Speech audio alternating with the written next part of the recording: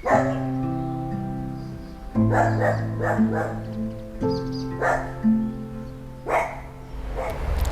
morning, YouTube. So today I was thinking about picking some shelling peas because it's high time that I picked them. I don't want them going too far and turning into seed. It's kind of early in the morning, but the sun is starting to hit the peas. Ideally, you would want to pick them as early as possible and then shell them right away and put them in the freezer. So I'm going to do just that, and I'm going to take you with me. So yeah, the peas are over there. So let's go.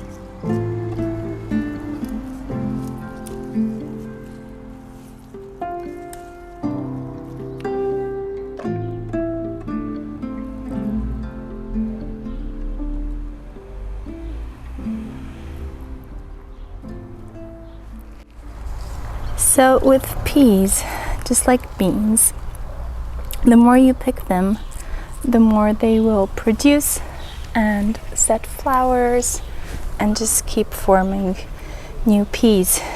But if you end up leaving a few of these pods to go to seed, then I think they'll stop producing altogether. I don't know, I've never actually gone to that extent.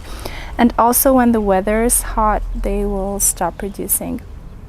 So the way to harvest peas is to snap them with your fingernail over here and not tug on the stem, because the stems are very fragile.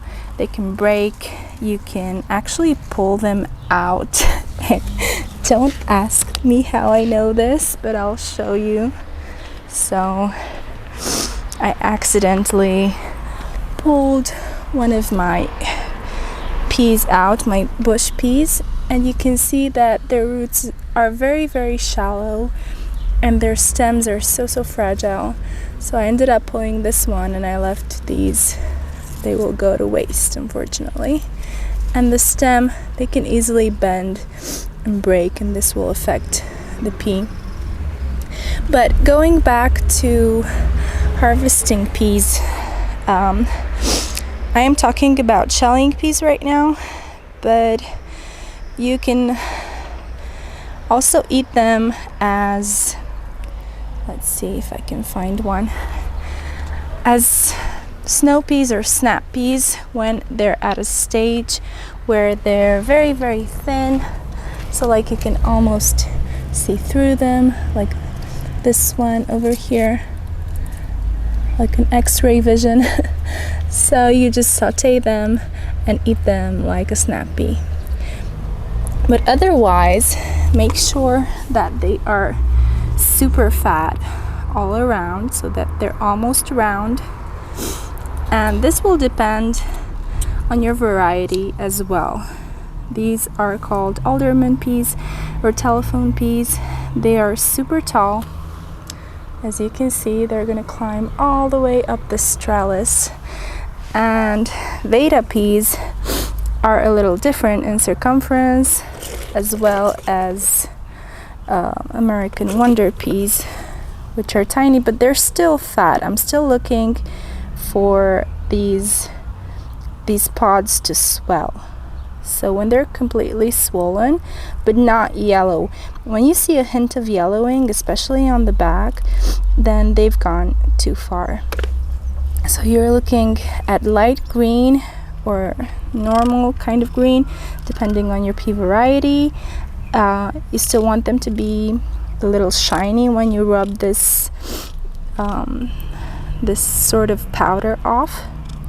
So if you rub the powder and they're still shiny, then they're good to go.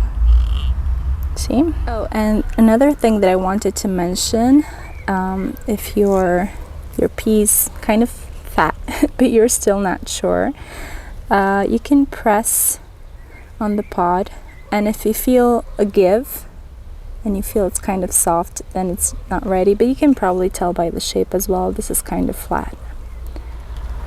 I love growing peas up a trellis because you can clearly see where the peas are instead of having to dig around in a bush of peas.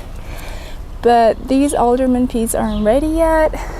They're looking deceptively fat, but they're not fat enough, so I'm going to let them swell a little bit longer, because this is, after all, my first harvest of peas. So let's go shell them and see what we've got. So this is the harvest that I got this morning. Pretty good. And I want to show you my 3 pea varieties in my garden. So the first 2, let's order them by size. The first 2, this one is called American Wonder. This pea is called Vada, V-A-D-A, and this is the well-known alderman or telephone pole pea or telegraph pea, and it does not disappoint. It's my favorite one. So when picking peas, you have to shell them right away because they will turn their sugars into starch if you leave them for too long, and they will lose some of the flavor. So what I like to do is shell them within the hour and then put them in a Ziploc bag without washing them. So make sure your hands are clean and you don't have dirt on your hands. Some of the peas might be a little bit past their time. For example, this American Wonder pea is kind of wrinkly, and if you notice that a pea has gone beyond starchy and it's now unedible, you can still leave it as a pea for seed. So what you do, you leave it on a plate, you shell it, and you just leave it to dry. But these are still pretty good. Sometimes the pod can be misleading. So this is how the American Wonder pea looks like. It looks kind of like tiny little cubes. They're not round, they have this strange shape.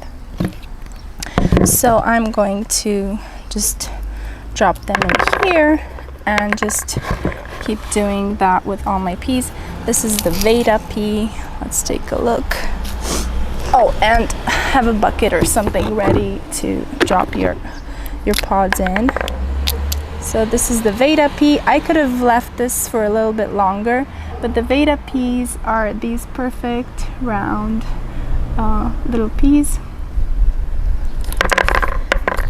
And the alderman peas, really curious if they're ready, because sometimes you can pick them too soon.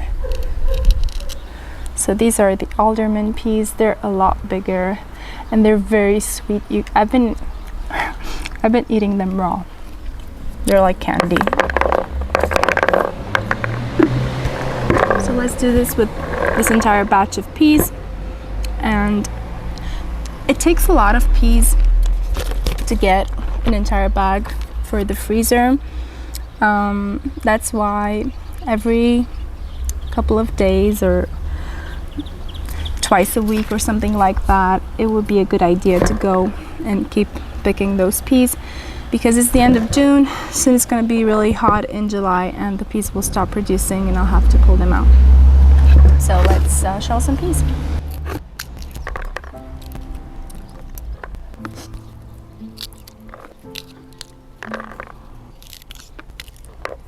About an hour and lots of shelling later and some help from my husband, I finally managed to get all the peas out of their pods. So this is the amount of peas that I harvested today, and I'm just going to keep harvesting and adding to this Ziploc bag. And since I didn't wash the peas, I can easily take them from the freezer and take as many as I need, and they won't stick together. And before I leave you, I just want to give you this recipe, this wonderful puree with peas that I have learned from Jamie Oliver, and this has become my favorite way to enjoy peas. So what you do is take equal parts potatoes and peas, or slightly more potatoes if you wish. Cube the potatoes, boil them for about 10 minutes, and then add the peas for 5 to 10 more minutes. Strain everything, put them in a blender, add parmesan as much as you'd like, salt, pepper, a little bit of lemon, and the secret ingredient is mint from the garden. And pulse everything together until it becomes, well, not quite creamy. You still want to have some chunks in there, and it's going to be crazy tasting. It goes great with fish, goes great with lamb, or if you're a vegan, it goes great with anything falafel or just by itself. Yeah, so I'm planning on filming some recipes in the future for you guys, because that's a huge part of why we're growing a garden, because we're really huge fans of delicious food, so we're big foodies. Hope you've enjoyed this video and found this information useful. If you did, please support my channel by giving a like, subscribing, hitting the notification bell, and I'll see you in the next one. Bye!